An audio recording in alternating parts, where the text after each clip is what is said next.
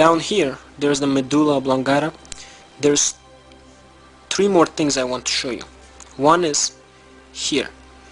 This is called the middle cerebellar peduncle. There is also a superior cerebellar peduncle, which I don't know if you can see in this drawing, but it is right here. Two of them coming down.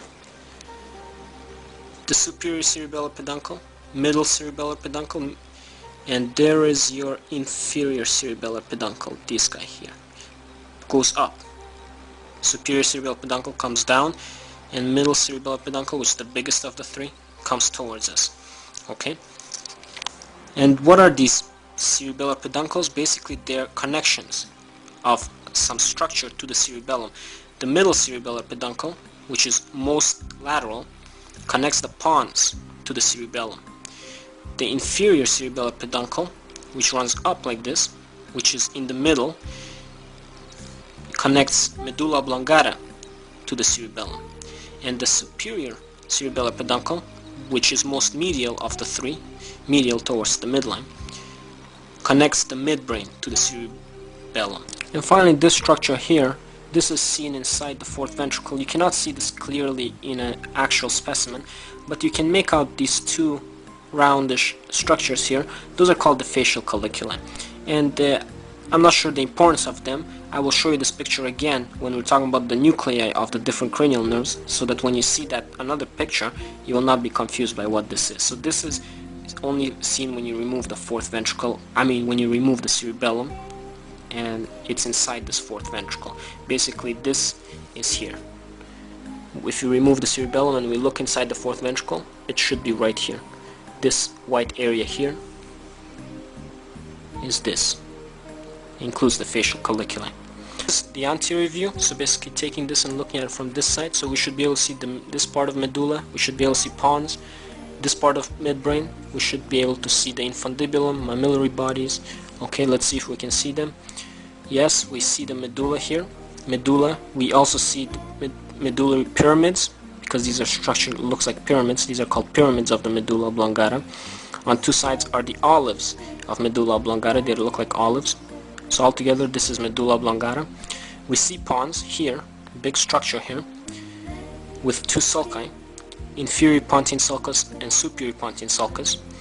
We see midbrain here, just not all of it, just this portion. We only see the portion of midbrain here. We cannot see the superior inferior colliculi. That's only visible from posterior view. This part of the midbrain is called the cerebral peduncle, and we see that here.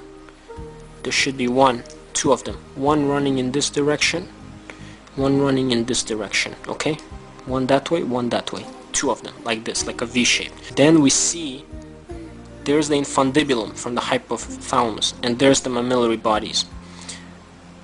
These three are located between the two cerebellar peduncles, and this space between the two cerebellar peduncles, not cerebellar, cerebral peduncles, sorry. Cerebellar peduncles are these guys, the connections of something to the cerebellum. Cerebral peduncles, so be careful when you say cerebral or cerebellar. Cerebral, it means to cerebrum, cerebellar is associated with cerebellum. Interpeduncular fossa, because it's between the cerebral peduncles, not cerebellar peduncles, cerebral peduncles. Here, cerebral peduncles part of the midbrain. So the space here is the interpeduncular fossa, contains infundibulum and mammillary bodies. This prominent structure here looks like this. This is the optic nerve. The first upper portion, that's the optic nerve. The two optic nerves, one coming from one eye, the other one from the other eye, cross in this area. So this one goes from, if this one is from the left eye, it will cross to the right side, and this one from the right eye will cross to the left side. The point of this crossing is called the optic chiasm, C-H-I-A-S-M. So optic nerves, optic chiasm, and then optic tracts. Because now we're within the central nervous system and we cannot say nerves, we say tracts. Nerves are in the peripheral nervous system. So optic tracts then go into the lateral geniculate body, and from there go to the rest of the midbrain, and from there to the cerebrum. We cannot see the thalamus from this view. We cannot see the thalamus when we look at it from anterior view. Okay, the thalamus is only visible from the back view, and between them sits the third ventricle. Okay, so we're done with the brainstem.